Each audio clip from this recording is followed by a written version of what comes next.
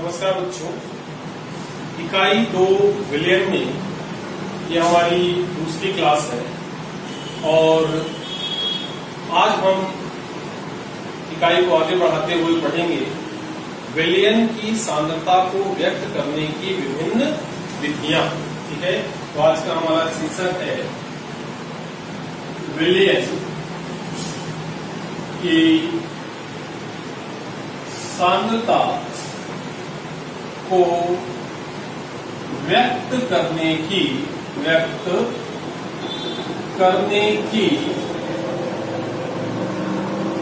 विभिन्न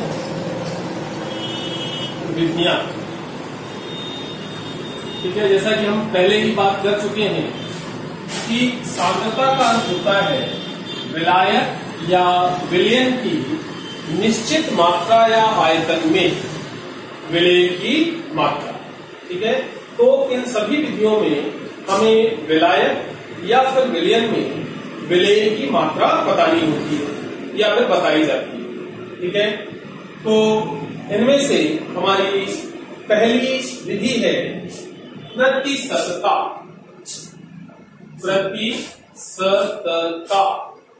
इसको सामान्य प्रतिशत के चिन्ह के द्वारा ही व्यक्त किया जाता है।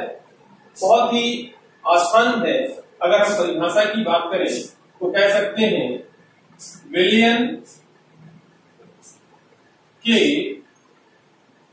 संपूर्ण अर्थात 100 भागों में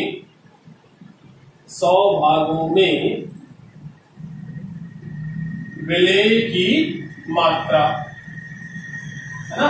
तो विलयन के संपूर्ण अर्थात 100 भागों में विलय की मात्रा को विलयन की प्रतिशतता कहते हैं। अब प्रतिशतता को वैसे बात करें तो मुख्यतः 2 प्रकार से व्यक्त की जाती है, लेकिन हम यहाँ 3 प्रकारों की बात करेंगे। पहला, द्रव्यमानानुसार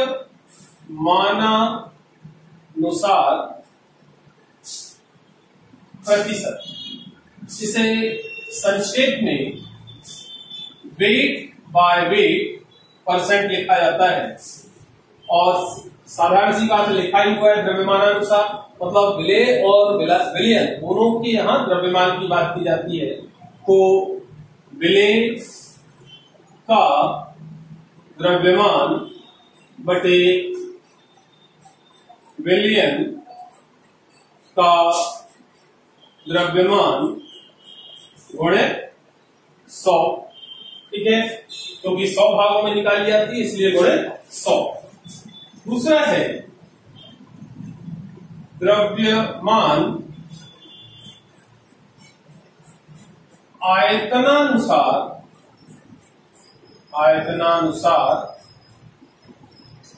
प्रतिशत।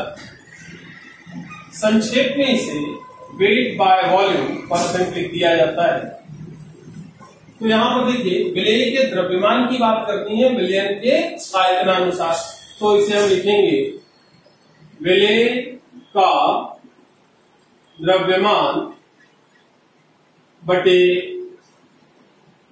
विलयन का आयतन गुणे 100। ठीक है, और तीसरा प्रकार जो हम ले सकते हैं वो है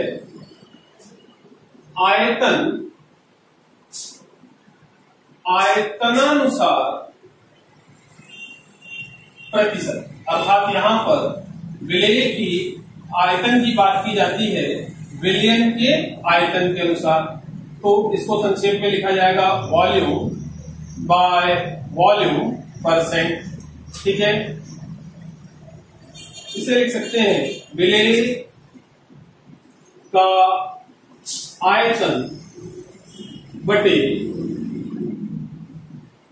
विलयन का आयतन गुणे 100।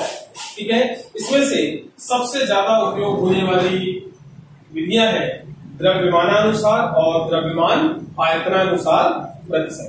ठीक है, चलिए हम दूसरी विधि की बात करते हैं। यह है शक्ति। ठीक है, इसे ग्राम प्रति लीटर सांद्रता भी कहा जाता है, ग्राम प्रति लीटर सांद्रता। ठीक है, तो यहां पर ये लिखा हुआ है कि यहां पर विलेय की मात्रा विलयन के प्रति लीटर आयतन में बताई जाती है। तो परिभाषिक रूप से हम कह सकते हैं प्रति लीटर विलयन में विलेय की मात्रा, विलेय की ग्राम में मात्रा, विलेय की ग्राम में मात्रा को विलयन की शक्ति कहते हैं, है ना। तो इसको सूत्र रूप में अगर हम जाते हैं तो हम क्या लिखेंगे, शक्ति बराबर विलेय की मात्रा बता रहे हैं, जिसकी मात्रा बताई जाती है वो अंश में और जिसमें बताई जाती है वो हर में आता है। तो हम इसको लिखेंगे विलेय का ग्राम में द्रव्यमान, ग्राम में द्रव्यमान बटे विलयन का लीटर में आयतन। ठीक है, अब ये भी ध्यान रखें कि अगर मान लीजिए आपको मिलीलीटर में आयतन दिया है और आपको उसकी विलयन की शक्ति बतानी है, तो देखिए ये बेसिकली क्या है, ये इस तरह से है, विलेय का ग्राम में द्रव्यमान गुणित 1 बटे विलयन का लीटर में आयतन। ठीक है, तो अगर मान लीजिए कि आपको विलयन जो है उसका आयतन लीटर में ना दिया होकर के मिलीलीटर में दिया हुआ है, फिर आप क्या करेंगे, इस सूत्र को कैसे उपयोग करेंगे। देखिए आपको पता है कि क्योंकि 1 लीटर बराबर होता है 1000 मिलीलीटर। ठीक है, 1000 मिलीलीटर। तो इसलिए आप इस सूत्र को ऐसा भी लिख सकते हैं, शक्ति बराबर विलेय का ग्राम में द्रव्यमान गुणित 1000 बटे विलयन का मिलीलीटर में आयतन, ये भी विलयन की शक्ति कहलाएगी। ठीक है, तो ये दूसरी इकाई हुई हमारी शक्ति। अब हम तीसरी विधि में जाते हैं। तीसरी विधि है मोलरता, इसको ग्राम अणुता भी कहते हैं या ग्राम अणुता, और सांकेतिक रूप से कैपिटल M से दर्शाया जाता है। ठीक है, तो बहुत आसान है, नाम में लिखा है ग्राम अणुता। तो यहां पर परिभाषा यदि हम बात करें तो प्रति लीटर विलयन में, प्रति लीटर विलयन में विलेय की ग्राम में मात्रा, प्रति लीटर विलयन में विलेय की ग्राम में मात्रा को हम विलयन की मोलरता कहते हैं। ठीक है, तो अगर हम सूत्र रूप में जाएं तो फिर से वही मोलरता अर्थात M बराबर क्या होगा, किसकी संख्या बता रहे हैं, विलेय की, और किसमें बता रहे हैं, मोलों की संख्या। सॉरी, यहाँ पर प्रति लीटर विलयन में विलेय के मोलों की संख्या, विलेय के मोलों की संख्या को विलयन की मोलरता कहते हैं। फिर से सुन ले, प्रति लीटर विलयन में विलेय के मोलों की संख्या को विलयन की मोलरता कहते हैं, है ना। यहाँ विलेय के मोलों की संख्या बताई जा रही है, इसमें विलयन के लीटर में, आयतन में। तो इसको हम लिखेंगे विलेय के मोलों की संख्या बटे विलयन का लीटर में आयतन। ठीक है, अब ये भी वही चीज है कि आप इसको ऐसा भी लिख सकते हैं, विलेय के मोलों की संख्या गुणित 1000 बटे विलयन का लीटर में आयतन। ठीक है, तो मोलों की संख्या का संबंध क्या है? द्रव्यमान बटे अणुभार। तो आप इसको लिख सकते हैं, विलेय के मोलों की संख्या को विलेय का द्रव्यमान बटे विलेय का अणुभार गुणित 1 बटे विलयन का लीटर में आयतन ना। अब फिर से वही चीज कि मूलकता हमेशा क्या होती है? विलयन के लीटर में आयतन में होती है। यदि आपको प्रश्न में विलयन का आयतन लीटर में न देकर मिलीलीटर में दिया है, फिर आप क्या करेंगे? इस सूत्र को सीधे लगाने के लिए आप इसको इतना ध्यान रखें, विलेय का द्रव्यमान बटे विलेय का अणुभार गुणित 1000 बटे विलयन का मिलीलीटर में आयतन। ठीक है, क्यों? फिर से वही चीज, क्योंकि 1 लीटर बराबर क्या होता है? 1000 मिलीलीटर। ठीक है, अब इसको आप सांकेतिक रूप में भी संक्षेप में याद रख सकते हैं।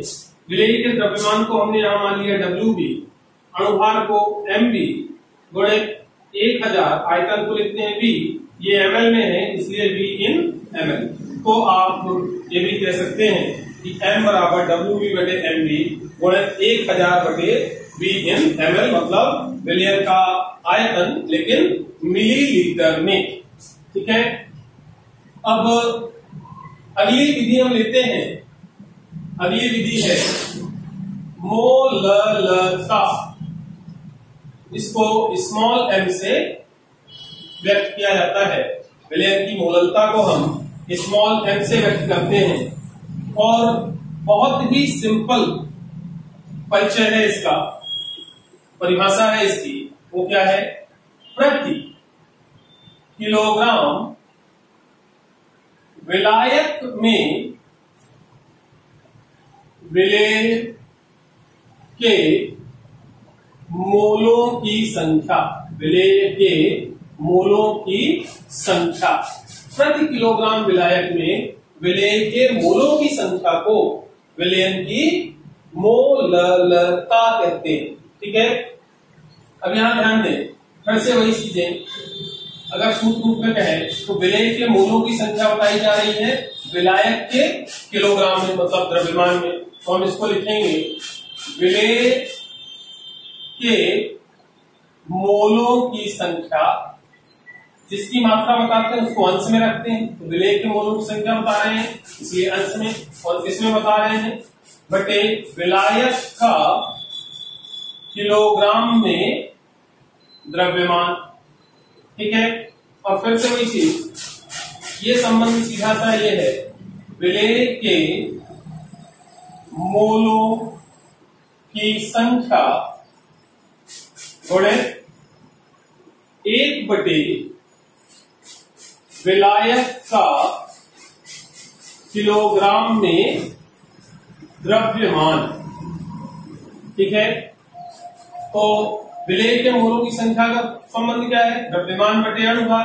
तो इसको लिखा जा सकता है विलेय का द्रव्यमान बटे विलेय का अणुभार गुणित 1000 बटे विलायक का किलोग्राम में द्रव्यमान। ठीक है, सॉरी 1 बटे विलायक का किलोग्राम में द्रव्यमान। अब यदि जो विलायक की मात्रा है वो किलोग्राम में ना देकर के ग्राम में दी हुई है, फिर हम लिखेंगे विलेय का द्रव्यमान बटे विलेय का अणुभार गुणे जो है क्या लिखेंगे 1000 बटे विलायक का ग्राम में द्रव्यमान, विलायक का ग्राम में द्रव्यमान। और कारण वही है क्योंकि 1 किलोग्राम बराबर होता है 1000 ग्राम। ठीक है, अब इसको भी सांकेतिक रूप में हम दे सकते हैं। तो विलेय के द्रव्यमान को हम मान रहे हैं mv, अणुभार wb, अणुभार mv गुणे 1000 बटे WA। B मान रहे हैं विलेय का द्रव्यमान, तो WA मान लेते हैं विलायक का द्रव्यमान। तो हम इस तरह से इसको सूत्र रूप में कह सकते हैं स्मॉल m बराबर WB बटे MB गुणे 1000 बटे WA। चलिए अब अगली इकाई की बात करते हैं। अगली इकाई मैं यहां लेने जा रहा हूं वो है नार्मलता। ठीक है, अगली इकाई का नाम क्या है? नार्मलता। ठीक है, नार्मलता कैपिटल N से दर्शाते हैं। बहुत ही सिंपल है। प्रति लीटर विलियन में, प्रति लीटर विलियन में विलेय के तुल्यांकों की संख्या, तुल्यांकों की संख्या या ग्राम तुल्यांकों की संख्या को विलियन की नॉर्मलता कहते हैं। प्रति लीटर विलियन में विलेय के तुल्यांकों या ग्राम तुल्यांकों की संख्या को विलियन की नॉर्मलता कहते हैं। ठीक है, तो देखिए यहां भी हम सूत्र रूप में जाए वही लिखेंगे। क्या? कैपिटल N किसकी संख्या बता रहे हैं? विलेय की, लेकिन किसके? तुल्यांकों की संख्या। तो विलेय के तुल्यांकों की संख्या ये अंश में आ जाएगी। और किसमें बता रहे हैं? विलियन में। तो बटे विलियन का लीटर में आयतन। ठीक है, अब आगे की प्रक्रिया वही, आप इसको भी लिख सकते हैं विलेय के तुल्यांकों की संख्या गुणे 1 बटे विलियन का लीटर में आयतन। ठीक है, अब जैसे मोलों की संख्या का फॉर्मूला होता है द्रव्यमान बटे अणुभार, उसी तरह से तुल्यांकों की संख्या को हम लिखते हैं विलेय का द्रव्यमान बटे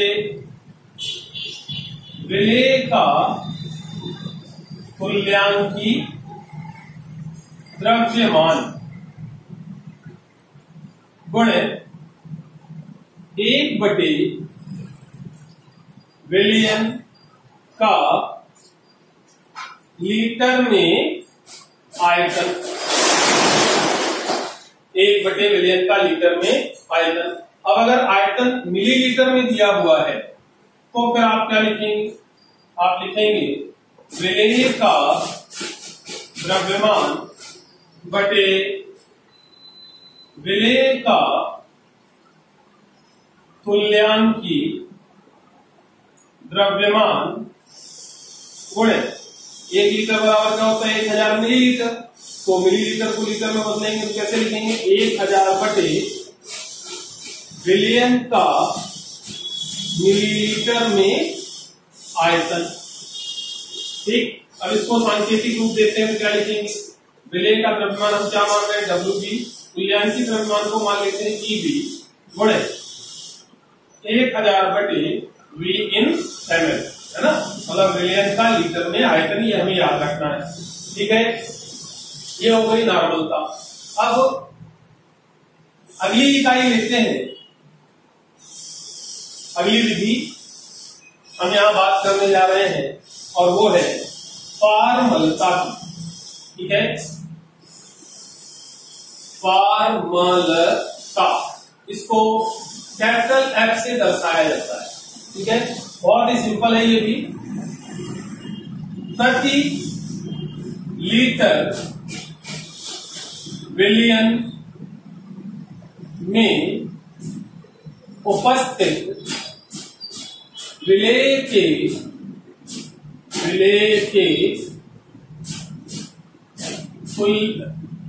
के ग्राम सूत्र द्रव्यमानों की संख्या, विलेय के ग्राम सूत्र द्रव्यमानों की संख्या क्या कहलाएगी? विलियन की फॉर्मलता। सूत्र रूप में फिर से हम वैसे ही दे सकते हैं, किसकी संख्या बता रहे हैं? विलेय के ग्राम सूत्र द्रव्यमानों की संख्या। तो विलेय के ग्राम सूत्र द्रव्यमानों की संख्या बटे विलियन का लीटर में आयतन। ठीक है, इसको भी हम लिख सकते हैं विलेय के ग्राम सूत्र द्रव्यमानों की संख्या गुणे 1 बटे विलियन का लीटर में आयतन। ठीक है, तो अब देखिए विलेय जिस प्रकार से विलेय के मोलों की संख्या को लिखते हैं विलेय का द्रव्यमान बटे अनुभाग, तुल्यांकों की संख्या को लिखते हैं विलेय का द्रव्यमान बटे विलेय का तुल्यांकी द्रव्यमान, उसी तरह से सूत्र द्रव्यमानों की संख्या को लिखा जाएगा विलेय का द्रव्यमान बटे विलेय का सूत्र द्रव्यमान, सूत्र द्रव्यमान। ठीक है, गुणे 1 बटे विलियन का लीटर में आयतन। अब देखिए यहां पर अगर यहां मिलीलीटर में दिया हुआ है तो फिर वही प्रक्रम, विलेय का द्रव्यमान बटे विलेय का सूत्र द्रव्यमान गुणे क्या हो जाएगा? 1000। क्यों? क्योंकि 1 लीटर बराबर होता है 1000 मिलीलीटर।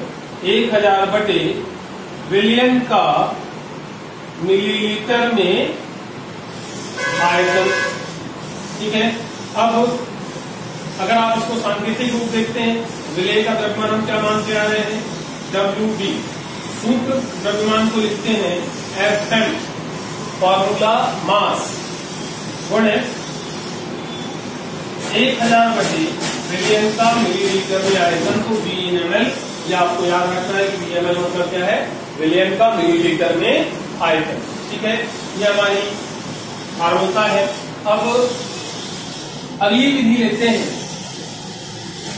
और वो है मोल प्रभाज। ठीक है, मोल प्रभाज या अणुक अंश या अणु भिन्नांक, कई नामों से इसको जाना जाता है। हालांकि इसका कोई संकेत नहीं होता, लेकिन फिर भी सुविधा के दृष्टिकोण से अधिकांशतः काई का उपयोग किया जाता है। ठीक है, तो बहुत ही आसान है, इसका सीधा सा अर्थ होता है हिस्सा। ठीक है, अब विलियन विलेय और विलायक से बनता है, तो विलियन में दोनों का हिस्सा होता है। ठीक है, तो सीधा हम इसको इस तरह से कह सकते हैं, विलियन के किसी एक घटक के मोलों की संख्या एवं विलयन के संपूर्ण घटकों के मोलों की संख्या का अनुपात, है ना। विलयन के किसी एक घटक के मोलों की संख्या एवं विलयन के संपूर्ण घटकों के मोलों की संख्या का अनुपात लिए गए घटक का मोल प्रभार कहलाता है। ठीक है, तो इस तरह से विलयन में जितने घटक होंगे सबका हिस्सा होगा, अर्थात सबका मोल प्रभार होगा। यहाँ हमें हिस्सा बताना है, लेकिन किसके अनुसार हिस्सा बताना है? मोल के अनुसार। ठीक है, तो देखिए यदि हम मान ले कि हमारे पास विलयन क्या है? द्विअंगी, मतलब एक विलायक और एक विलयन। द्विअंगी विलयन के लिए माना यदि, क्या मान ले? विलय के मोलों की संख्या, विलय के मोलों की संख्या है N1 तथा विलायक के मोलों की संख्या N2 है, तो यहां दो घटक में दोनों का मोल प्रभाज होगा, तो हम लिखेंगे विलय का मोल प्रभाज बराबर, जिसका मोल प्रभाज निकाल रहे हैं उसके मोलों की संख्या की तुलना करते हैं। विलय के मोलों की संख्या क्या है? N1 बटे विलयन के कुल मोलों की संख्या, संपूर्ण मोलों की संख्या। इसी तरह से यदि हम विलायक का मोल प्रभाज निकाल रहे हैं तो विलायक का मोल प्रभाज बराबर होगा, विलायक क्या मान रहे हैं? N2 बटे N1 प्लस N2। ठीक है, अब यहां ध्यान रखना है क्या कि विलयन के, नोट करने वाली बात है, विलयन के सभी घटकों के मोल प्रभाजों का योग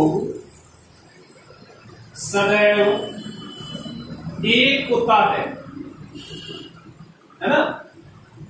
अतः द्विअंगी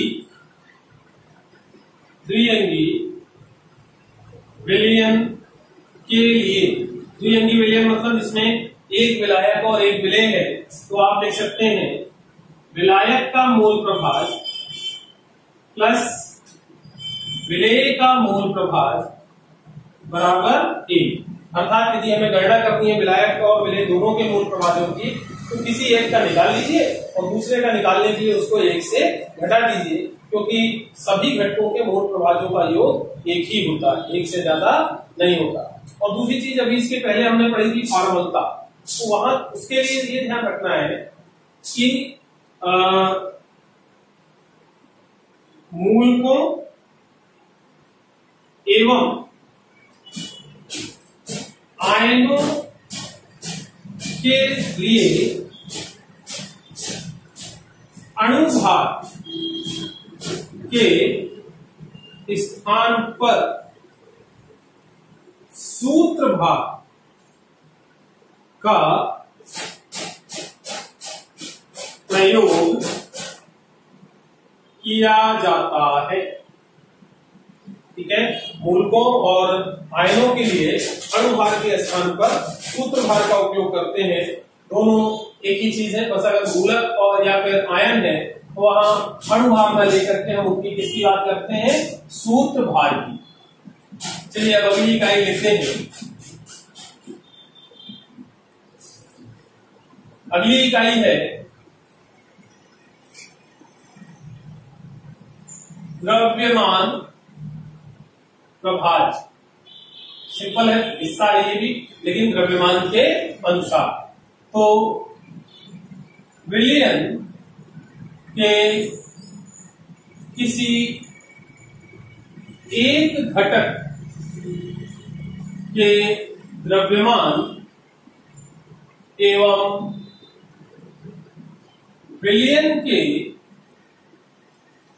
संपूर्ण घटकों के द्रव्यमानों के अनुपात को लिए गए घटक का द्रव्यमान प्रभाज कहते हैं। मतलब यहां भी विलयन के जितने भी घटक होंगे सभी घटकों का अपना अपना द्रव्यमान प्रभाज होगा। तो अगर हम मान लें द्विअंगी विलयन के लिए माना यदि क्या मान लें कि विलेय का द्रव्यमान है WB, हम शुरू से मानते आ रहे हैं, तथा विलायक का द्रव्यमान WA है, तो आप विलेय का द्रव्यमान प्रभाज क्या लिखेंगे? जिस घटक का द्रव्यमान प्रभाज निकाल रहे हैं उसका द्रव्यमान बटे विलयन का कुल द्रव्यमान। तो यहाँ दो घटक हैं तो दोनों घटकों का योग मतलब विलेय का द्रव्यमान प्लस विलायक का द्रव्यमान। इसी प्रकार विलायक का द्रव्यमान प्रभाज क्या हो जाएगा? विलायक का द्रव्यमान बटे विलेय प्लस विलायक का द्रव्यमान मतलब सभी घटकों के द्रव्यमानों का योग। तो ये है विधि द्रव्यमान प्रभाज के रूप में विलयन की सांद्रता को व्यक्त करना। चलिए अब अगली विधि को लेते हैं, उसका नाम है पार्ट्स पर मिलियन, मतलब ppm सांद्रता। ठीक है, तो बहुत सिंपल है। विलयन के 10⁶ भागों में विलेय के भागों को विलयन का ppm में संघनन कहते हैं। सूत्र रूप में यदि हम जाए तो हम लिखेंगे ppm मतलब पार्ट्स पर मिलियन बराबर विलेय का द्रव्यमान, विलेय का ज्यादा अच्छा होगा लिखने, विलेय का ग्राम में द्रव्यमान बटे विलयन का ग्राम में द्रव्यमान गुणे 10⁶। वास्तव में ये मिलीग्राम में सांद्रता होती है ना। तो देखिए क्यों ऐसा मैं कह रहा हूं, क्योंकि 1 किलोग्राम बराबर 1000 ग्राम और 1 ग्राम बराबर 1000 मिलीग्राम। तो फाइनली क्या हुआ? 1 किलोग्राम बराबर 1 2 3 4 5 6 मिलीग्राम, इकाई दहाई सैकड़ा हजार 10,000 लाख 10 लाख, है ना। तो 1 2 3 4 5 6 मिलीग्राम मतलब 10⁶ मिलीग्राम में यहाँ पर विलेय की मात्रा बताई जाती है ग्राम में। तो इसे इसलिए कहा जाता है ppm पार्ट्स पर मिलियन। ठीक है, ये तो हुई हमारी 9 इकाइयां विलयन की सांद्रता को व्यक्त करने की। अब इसमें कुछ और चीजें आपको थोड़े से ध्यान देने वाली बात है तो यहां पर हम बात करते हैं, देखिए मोलरता कैपिटल एम से व्यक्त करते हैं और मोललता स्मॉल एम से व्यक्त करते हैं। देखने में एक जैसी इकाइयां हैं, परंतु उसमें बेसिक अंतर होता है, आकारभूत अंतर होता है। और ये क्या है, यहां